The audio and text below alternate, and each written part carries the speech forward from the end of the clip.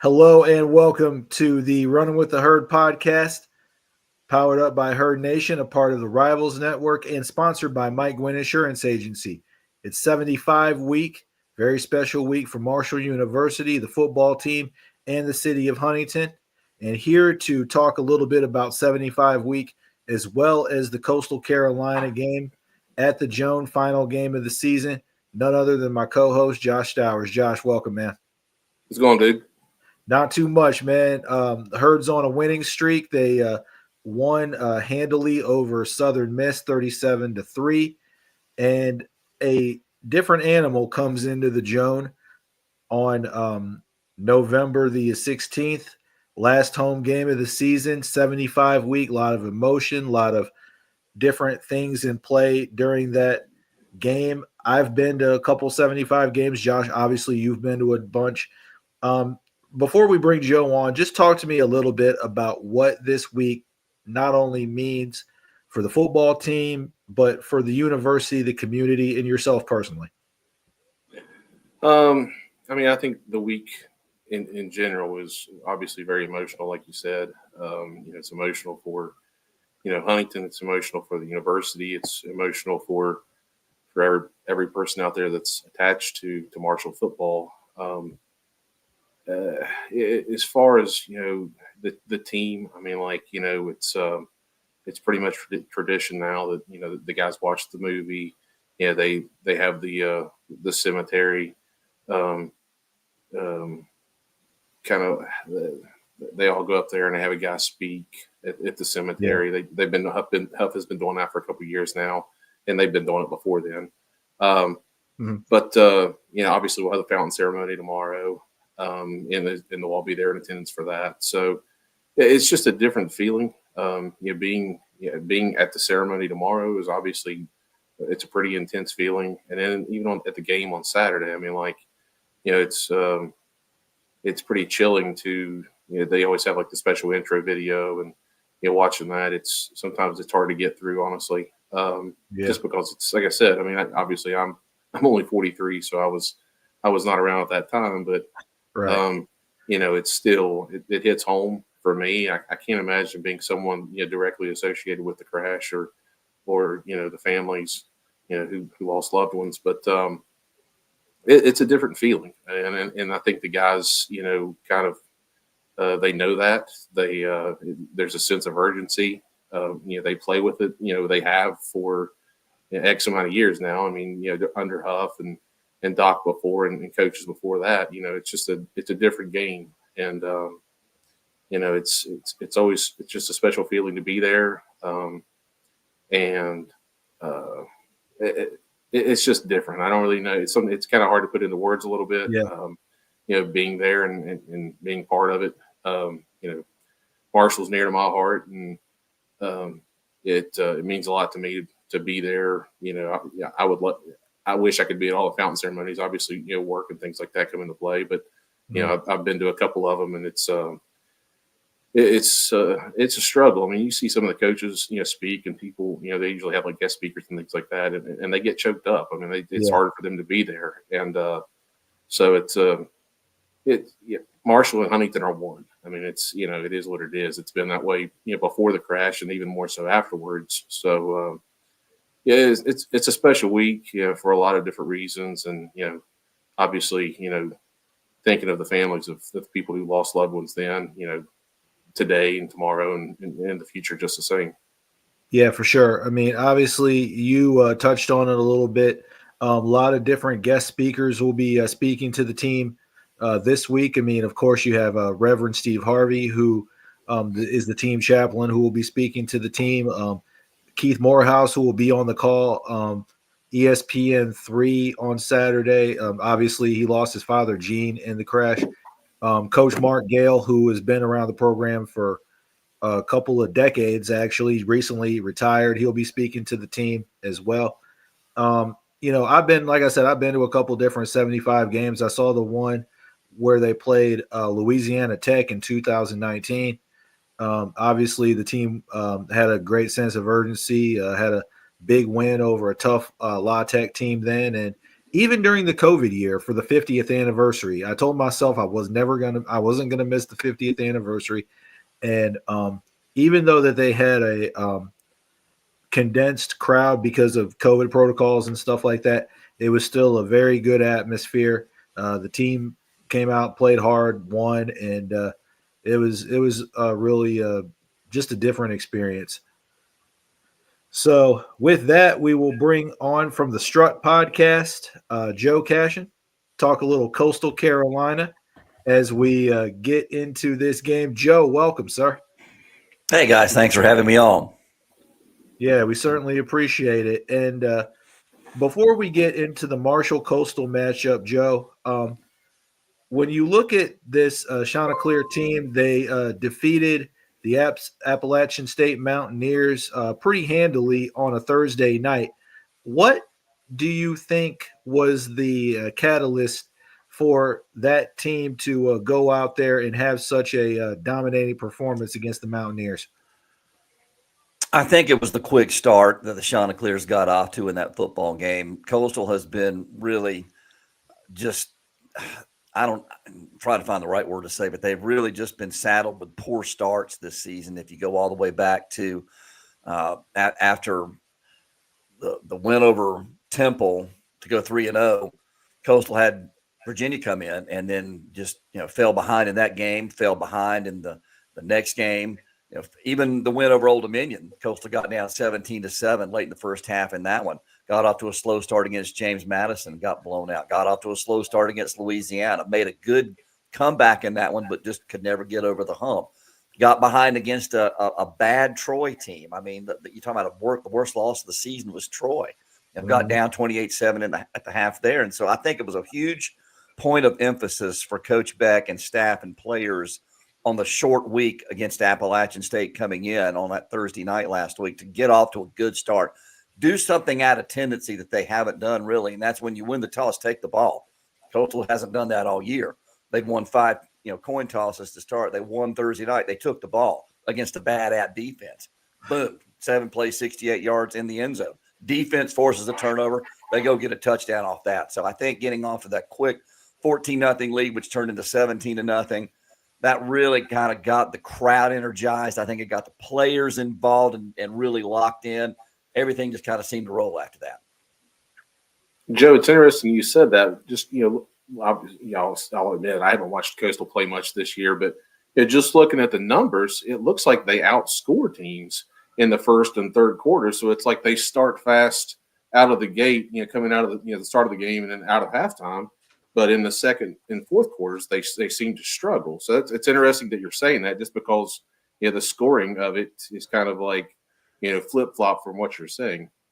It is kind of interesting, isn't it? Like in the first 3 games that Coastal played, they got off to such fast starts in the first quarter, and it's kind of held form after that. I mean, they jumped out big on Jacksonville State. They got out big on William and Mary, excuse me, and then they got out to a quick lead on Temple, but then things kind of slowed down from there. They really didn't do that again until last week against Appalachian State. And then, of course, the third quarter, Coastal would come right back out again. But, the other night it was 14-0 Coastal in the third quarter. So, I mean, finally kind of got back. It's been an inconsistent team, guys. That's all I can tell. And you look at the scoring totals to date, right? Cumulative score, 285, 283. That's kind of like how the season's gone. You just don't really know it. And Coastal sitting at 5-4 and 2-3. I score kind of belies exactly where this team is right now. Yeah, definitely very Jekyll and Hyde for this year's Coastal Carolina group. Joe, what can you say Tim Beck has done in his second year to kind of put his stamp on the program? Like, what 1 or 2 things can you point to that say, like, okay, this is Coach Beck's program and you know what you're going to get out of him? That's a real good question, Aaron. I don't even know that even, 22 games, I guess he's coached now. I'm not even sure at this point, because everything is so different in college football, right? I mean, you don't know what roster you're going to have from one year to the next right now. You just don't. And so I think kind of going away from what Coach Chadwell did in his style of offense, the spread option, to being a little more of a downfield, kind of more of a pro style passing attack. I guess that's probably one thing that you can say that Coach Beck has done. I mean, because Coach Beck's style is not what Jamie Chadwell ran at Coastal, so it's a little bit of a different offensive scheme. And well, you've seen this year's offense, right? I mean, he let the offensive coordinator go after the Louisiana game because things weren't going the way he wanted to go. So I mean, you kind of see him trying to put his stamp on it with a coaching change midseason, something that we've never seen. Defensively, I think last year particularly, this team he kind of put a stamp on it to get bigger and faster, particularly on the back end. This team needed to be more physical. They needed bigger bodies out there. And they went out and got some difference makers last season. Not maybe quite so much this season because I feel like the defense has taken a little bit of a step back. But I think in terms of bringing people in, he wanted to get the defense bigger and more physical on the back end. So, I mean, just kind of what he wants to do philosophically, offensively, and defensively. You can kind of see some of that stuff in the first, 2022 games he's coached. One thing I've noticed is, I mean, you guys, run the ball. I think it's like 175, 176 yards a game rushing. But it looks like you got two guys that run the ball, Braden Bennett, and the other guy's name eludes me. But it looks like Vasco is moving the ball with his feet as well still. I mean, he did that a little bit last year, moving the pocket and extending plays against Marshall. But or I guess maybe that was 2 years ago. But just talk about them offensively in terms of, obviously it looks like Bennett's our biggest playmaker, but, what can we expect to see on Saturday from them? I think if Coastal's doing what they want to do, they're going to get the ball in Braden Bennett's hands. He's kind of the home run hitter for this team. He scored 3 touchdowns last week against Appalachian State, and that tied the record that he set for himself personally. It's a personal record that he did in the Cure Bowl back in 21. But he's a home run hitter. He's a speedster. He's a track kind of guy. I think they want to get the ball in his hands a lot if they can, especially on the perimeter with one-on-one matchups. Now, he can go between the tackles, too. He's sneaky fast in there. And once he gets a step on somebody, he can go. Christian Washington's the other one that you were thinking about in terms of the running back position. He's gone for 385 this season. He had 100 yards against William and Mary, and he's kind of been in and out of the lineup, dinged up a little bit, but expect him to go on Saturday. And you talk about Vasco, right? I mean, Vasco is a big, strong kid at 6'3" and 220, and he kind of burst onto the scene last season up at Old Dominion, when he had the 75-yard touchdown run on just a design quarterback run, right? He just takes it, gets a couple of blocks, boom. They don't catch it. He can be sneaky fast when he takes that ball and runs with it. And he takes a lot of punishment too, right? When he runs the ball, he's going to take some hits. He's going to take some licks, but he is a third weapon in the running game for Coastal Carolina. Yeah, correct me if I'm wrong. Sorry. Go ahead. Correct me if I'm wrong. He's close to like 400 yards rushing, right? 337 is my stat sheet. Okay. You're close, right? 337 is my stat sheet. Shows it as we're having this conversation. So yeah, I mean they do design a lot of stuff for him to run because he can take that punishment. You really don't like watching your quarterback get hit, as much as he does, and especially up against go up against a really good Marshall defense on Saturday. But he's going to run the ball a lot. Yeah, he certainly is. We're here in the Running with the Herd podcast, powered up by Herd Nation, part of the Rivals Network, sponsored by Mike Gwynn Insurance Agency. We are streaming live on X, YouTube, and Facebook for those of you who are watching. Thanks to those of you for taking this show in with us. We certainly appreciate it. If you have a comment for Joe, Josh, or myself, you could put a comment in the chat, and we will read it here on the air. So, definitely feel free to participate here with us. And one of the things that you had kind of alluded to a little bit, Joe, is Vasco in the running game. I mean, obviously, little bit of a change from Grayson McCall and what he was doing in terms of distributing the ball all around the field. And even though last year you also talked about, you don't know what team you're going to get year in, year out, especially in G5 football, especially in Sun Belt football. Marshall has about 40 or 50 new players. So this is not the same team that went on to the teal field last year and lost 34-6. when you're talking about Marshall here, Joe, who are some of the names that stand out to you that Coastal has to think about? First guy would, if we're going to start on the offensive side of the ball, is Braylon Braxton. I watched that Appalachian State game, and I thought, who's that guy? He looks pretty good out there, right? I mean, things just started to click for Marshall that day, and he's impressive to me at quarterback. I mean, he was a player of the week, I think, in the league for his performance against App State. I mean, he did a terrific job. I mean, he can run, he can throw it. He's just an athlete. He's one of the 2 transfers that they brought in, right? I mean, so at that position, impressive. So I think Coastal will have to definitely keep an eye on him, and our fans will. The Coastal fans definitely will be watching him. A.J. Turner, running back, he's a good one, 793 yards on the ground. Right, that number just kind of pops out at you, right, after 9 games. That's pretty good. He's a good one at running back. Offensive player of the week against Georgia State, so that's pretty impressive. Then you go to the defensive side of the ball, and you see 15 over there. It's like, where'd that guy come from? Virginia, right? I mean, holy cow. 17.5 tackles for loss. We're talking Mike Green, right? 17.5 tackles for loss, 13 sacks, 13 quarterback hurries, Bednarik semifinalist. Good heavens.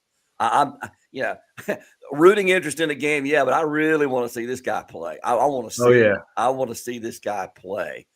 And one of the cool things about this season so far, Joe, is before the season started, Josh and I were talking both on air and off air about before the season started, they were trying to get Mike Green front and center. He was one of our representatives at Sunbelt Media Days. He was on a lot of watch lists for a lot of different things. And now you're starting to see why. I mean, like that guy's an animal out there. And, he's one of those guys that every team has in their scouting report. We got to watch for 15. We got to watch for 15. And, you see why he was getting all that preseason love last year and getting some of that same love as far as like being on the Bednarik list and some of the other lists that are out there after his season thus far. Well, one thing about it, when Coastal, and I was still calling the games 2 years ago, when Coastal came to play Marshall 2 years ago, Marshall, I mean, they had a down 4 that was as good as anybody, not just in the league. I mean, I'm talking about G5 kind of guys. I mean, they were so strong up front. That middle set, that front 7 for Marshall a couple of years ago was just phenomenal, right? I mean, Coastal got out to a quick lead and then really didn't do a whole lot the last 3 quarters, but it was just enough. And I think, you got a guy like Mike Green and a guy up front again, a Marshall defense that's pretty good this season. I think the Chanticleers are going to have to try to find a way to deal with those guys up front again, right? I mean, that to me, this is the strength that it looks like to me of their defense. So, I'm looking forward to watching Mike Green play. And then how does Coastal try to deal with and this Marshall defense and move the ball? I think that's a big storyline going into this one too. Yeah, I was at practice one time last season, and Owen Porter, who made a pretty good life in the backfield himself. Yeah. You were sitting there, and last year you saw flashes of Mike, doing some things, and he just kind of popped. And you're like, oh my!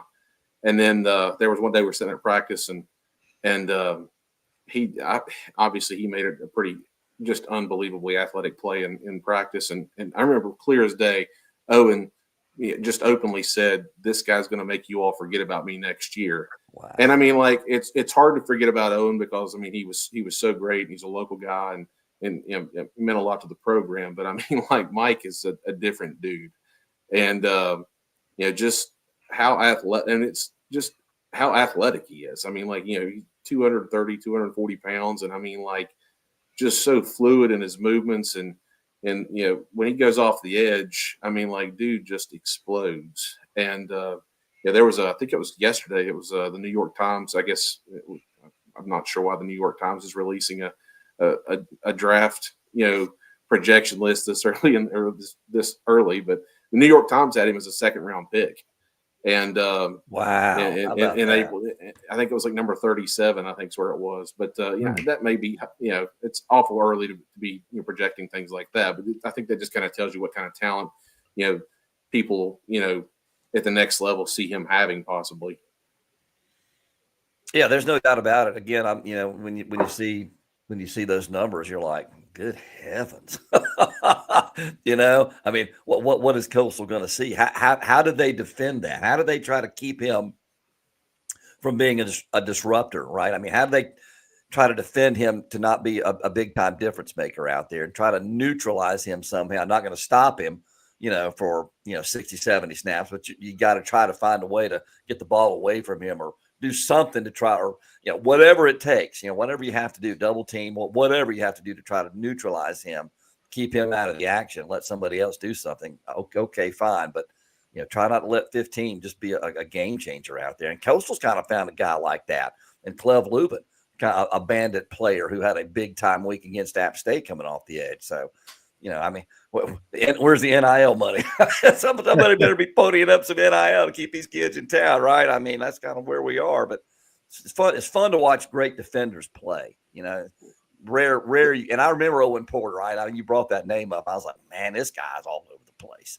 He's a good football player.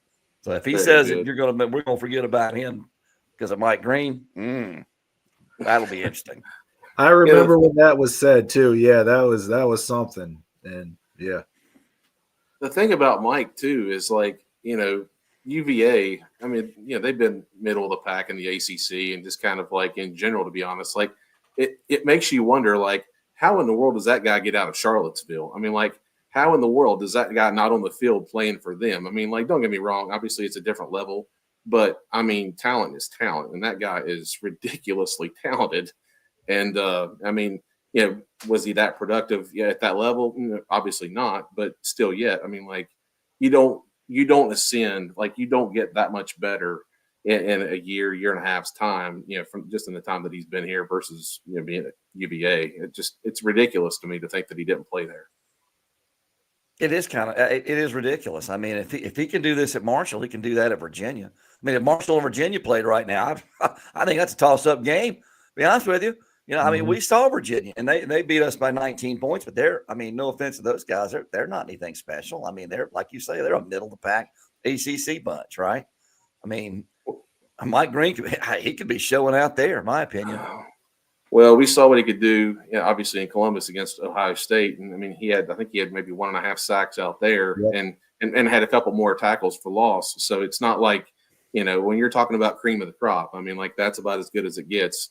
For the most part, because those guys are playing nothing but 5 stars and 5-star transfers, like you said, with the NIL money. But he's pretty daggone good for sure. I'm glad he's wearing green and white.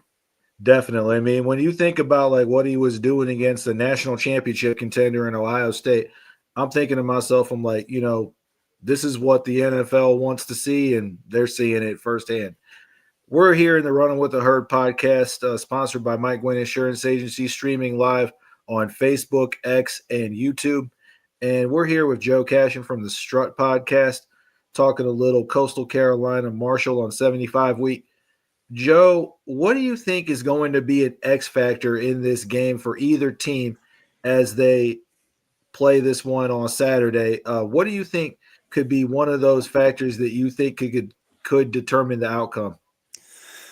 You kind of just said it right there, the 75 game, right? I mean, this is an atmosphere that Coastal's going to walk into on Saturday that is, and I heard you guys talking before you brought me in. I mean, it's going to be I wish I could be there to kind of see it and feel it, but it's going to be an emotional time like it's been for 52, 53 years 54 up there. Years, yeah. This will be the 50th, I think. Yeah. I mean, it's an emotional thing. I mean, what happened in November of 1970 is something that no one will ever forget, and that should always be remembered. And it's just how Coastal deals with that, right? I mean, how does Marshall come out and just deliver some knockout blows and get Coastal down like some teams have done over the past 6 or 7 weeks? I mean, I mentioned Coastal changed that against App State, but how can Coastal come out and survive a flurry, perhaps, right, and calm the game down and slow it down a little bit and get it to where, get it into a pace that they want? I think that's going to be a big thing. How does Coastal, deal with that moment, deal with that emotion, everything that's going on that surrounds this weekend, tomorrow, and the game itself. How does Coastal deal with all that, right? I mean, can Coastal continue the momentum? Can they continue, the energy that they came out with? I think that's the biggest thing to me, guys. I mean, really, do the Chanticleers come ready? They come ready to play. Do they come ready to go toe-to-toe with Marshall right from the get-go? Because if they get down, there's no telling what's liable to happen. So that would be my X factor: the emotion, the energy surrounding this weekend. How does Coastal deal with it? Kind of on the flip side of that, that's always my concern. Is like, is there so much emotion that the players almost psych themselves out? Yeah, and historically that has not happened. I will say, Marshall usually comes pretty locked in and ready to play.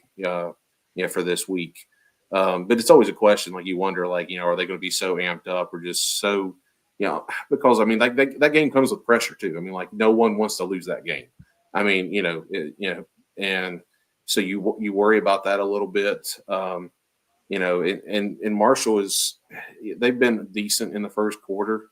They've been really, really good in the second quarter. They've almost doubled up their opponents in scoring in the second quarter. So, I'm hoping if we can, like what you're saying, maybe come out and get to, a fast start and maybe be able to sustain that in the second quarter. Maybe that will play well for us. But it does worry me a lot of times, just with so much emotion in the game and so much kind of pressure maybe riding on the game if that doesn't psych us out a little bit. But it's just, I guess once they put the ball down and snap it the first time, maybe things change a little bit for the players and they just kind of block out the noise at that point. But it is most certainly, like we said before, it's a different feeling. Next time, obviously get a chance to come up sometime. I hope you do. Well, I enjoyed the trip there in 22, when we came up and, flew in on just a beautiful Friday afternoon, right? I mean, just came right in over the mountain. And, of course, you gotta hit that runway, put the brakes on pretty quick. Right. But it was a good trip and it was a great town. And, got up and had a chance to walk around campus. It was a night game, so I had a chance to get up and walk around campus in the morning. And, I know Steve Cotton, the play-by-play guy. He's a good friend of mine, and he kind of showed me around town, and that was a good thing. I'll tell you this too. There are no more hospitable fans in the league than Marshall. And all the travels that I've been to, the most hospitable bunch is Marshall, mainly because a lot of people have property down in Myrtle Beach. They go down there and vacation a lot. And they came down for the bowl game a few years ago. There's nothing but green everywhere. It was great, right? And so we go up there a couple of years ago, and they were just, we were walking in, our crew's walking in, come over and tailgate with us and all the stuff. And it was great. And, the fans there they're fabulous. I'd love to go back and hang out at a tailgate and just, take in a ball game up there. Yeah, definitely. Should be a good time.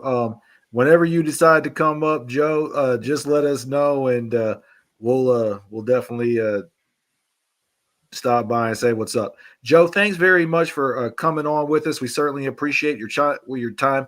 You can check out the Strut Podcast, anything Coastal Carolina. Joe's on it. You'll be able to check that out anywhere you get your podcast. Joe, thanks very much again, and we'll talk to you again soon. Aaron, Josh, thanks so much for having me on. Appreciate you. Yes, sir. That was Joe Cashion of the Strut Podcast, talking a little Coastal Carolina Chanticleers.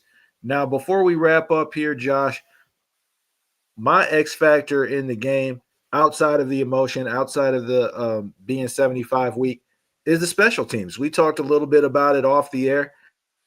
When you think about the 75 game last year, started out fast, started out with a kickoff return for a touchdown. Jaden Harrison, now at Notre Dame, got the game started off right with that touchdown. The game before that, App State, they blocked a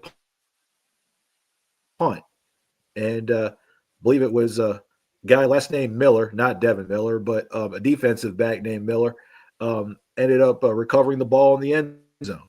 And I'm thinking that special teams could play a factor in this. We have two solid return men, Ian Foster, who had a monster game on defense last week against Southern Miss, and Jordan Houston, who's had some pretty good returns himself. I mean, that could be a factor. We also have a couple of kickers, Reese Verhoff, Nathan Totten. You never know what you're going to get out of those two gentlemen. And then you have Alec Clark, the Australian, who flipped the field in that ULM game. It could have been a near disaster, but he ended up gathering the ball, got a good punt off, 60 yards, kind of a Kari Vedvik style. And you never know what can happen in the special teams unit. Galante's unit, you never know. I mean, could force a big fumble on a kickoff return. Who knows? What do you think is your X factor in the game? Obviously, I think the status of AJ Turner, and you kind of mentioned it. Reese Veerhoff. I mean, last week, AJ went in for one series and had that incredible run up the middle where he hurdled a guy, and then he went right back off the field. So it's a question of, is he healthy? I mean, Marshall's a different offense when he's able, to go, full tilt. I mean, the guy's, he's a home run hitter. I mean, he's just a different back. I mean, we're a different offense when he's in the game. Obviously Reese has had his own struggles. And Nathan may have gotten just pushed into the starting lineup last week, due to injury, but the question's there. I mean, we saw last week. I mean, Totten struggled a little bit. Like I said, Reese has had his own struggles, but if I were going to pick between the two, I mean, I'd choose Veerhoff at this point. Now, Nathan is exceptional at kickoffs. I mean, like in terms of field position, he is very key for us in that aspect. So special teams, obviously, I think, like you said, is going to play a huge role too. But I think just the health of where we're at, like I said, AJ and Veerhoff and a couple other guys. I mean, Metcalf has been out long enough now to where his injury should be clearing up. I'm not so sure that he'll go this week or not. There's been a couple other guys. Isaiah Gibson's set out pretty much the most of the year. I don't look for him to be back. There was one more. Who was the other one we talked about earlier? I